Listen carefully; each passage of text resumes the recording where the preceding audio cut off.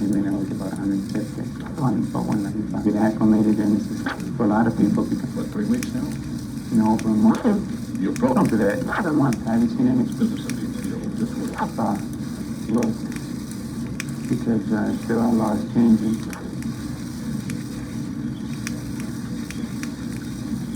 Generally speaking, our conditions here, I've been up here a couple of times to do stories on overcrowding. Well, it is overcrowded.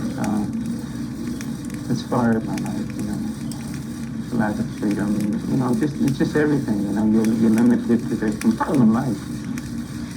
You just felt in your hands. Well, I was just wondering when it hit 100.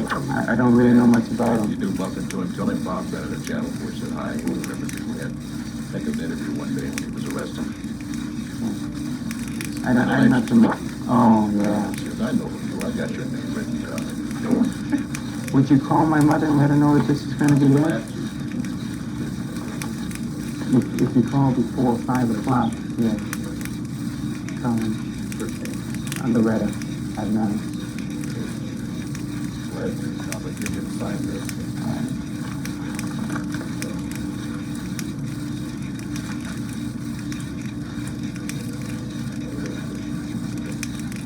Yeah, we kind of got our signals crossed on a couple of occasions. Yeah.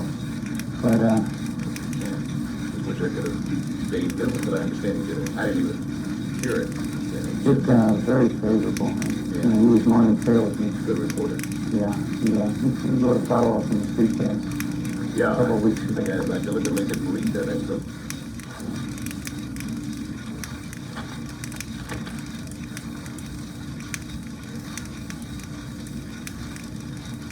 Tie straight coat down.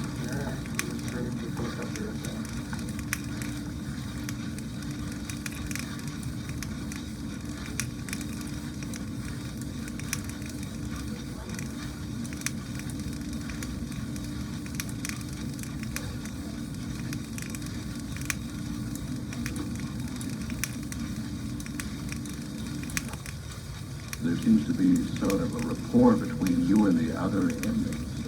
Are you generally well treated by the other fellows here? By the inmates? Mm-hmm. Yeah, me myself, we get along pretty well. Okay, we're on. Was it difficult adjusting to life here at Jackson? Very much so when I first came in, yes. After a while, it becomes pretty much a routine. You kind of get used to it. You kind of settle back into it, but it's quite an adjustment for a person who's never been locked up before. I know a lot of the fellows spend time in the library here looking over the law books. They're planning appeals. They're working on getting out of here. Nobody wants to stay here, obviously. What about your own situation? You've been conferring with lawyers. I understand you're represented by Victor Gold now. Based trial error? No, it's got to be reviewed and researched first. I really don't know what the grounds will be just yet. It's probably a stupid question to ask, but are you at all bitter, Mr. Collins?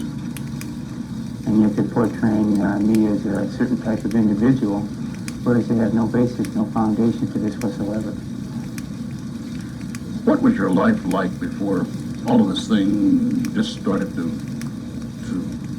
snowball, so to speak? What was life like prior there? to my arrest? Yes. It was a pretty good life, I was independent. I was going to Eastern Michigan University. I was getting ready to graduate the following semester. I was going to be a later elementary school teacher. I was in education. And I was engaged to be married. I pretty well had my life mapped out for me. Let's get to the case itself. I never knew this finding at all. Did you ever meet any of the other girls that were slain there? No, I had no actual contact with any of them. Now, at least one published report says that you were possibly linked to a couple of murders in California. A couple of girls were killed in California in the same manner as the girls in the Ann Arbor, Ypsilanti area. Were you ever in California at the time? Yes, I was in California, but I never knew Roxanne Phillips, the one that I was indicted for. I never met her. It's just a coincidence?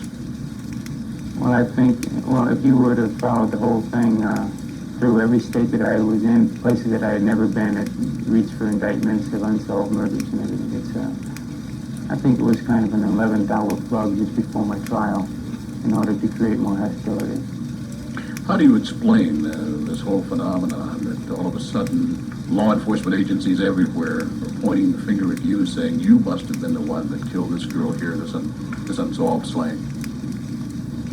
Well, that's really hard to say. I just don't think that they're capable or qualified to catch the actual person or persons involved. Months after you were convicted, said he must have been the one. After all, no more murders are happening. And, the people publicize what they want publicized. And there's so many variables that could have happened. Nobody knows if one person or a group of people did these things. And, there's just, I don't think there's any foundation for that at all. Like I said, I've got newspaper clippings in there of similar type cases that happened during my trial and shortly after my conviction. If my memory serves me correctly, you were arrested after information turned over to the Washington County authorities by your uncle, who was a state police trooper.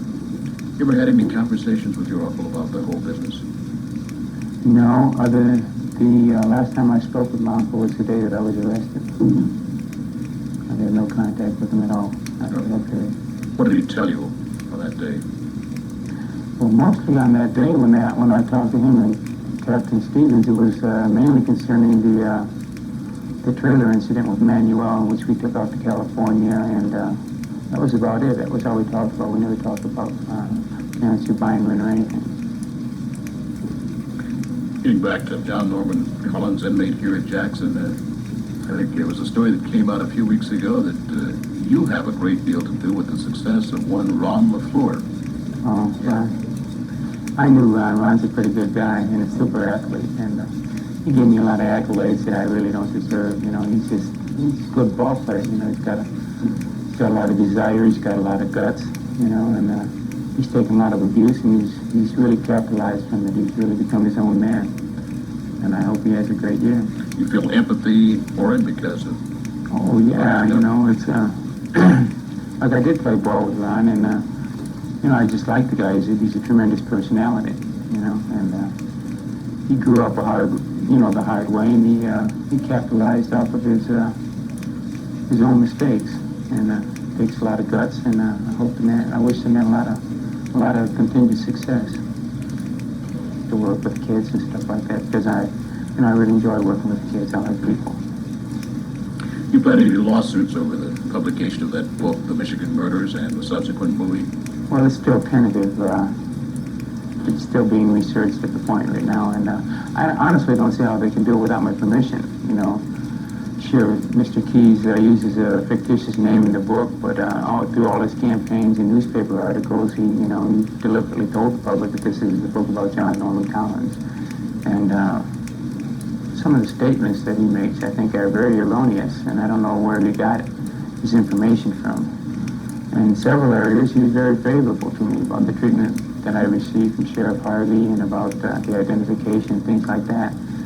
But these were matters that dealt with the transcript.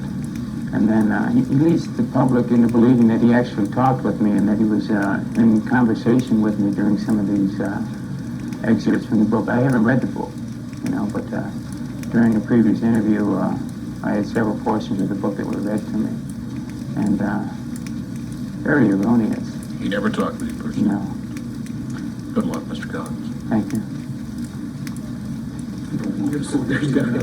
I don't believe that. And right here in the book, if you're guilty of escape, you only do 7 days in the hole. That's the maximum that they can give you for a major misconduct report. Right there. But not to exceed 7 days. You talk with Vic about this? Yeah. I've been beating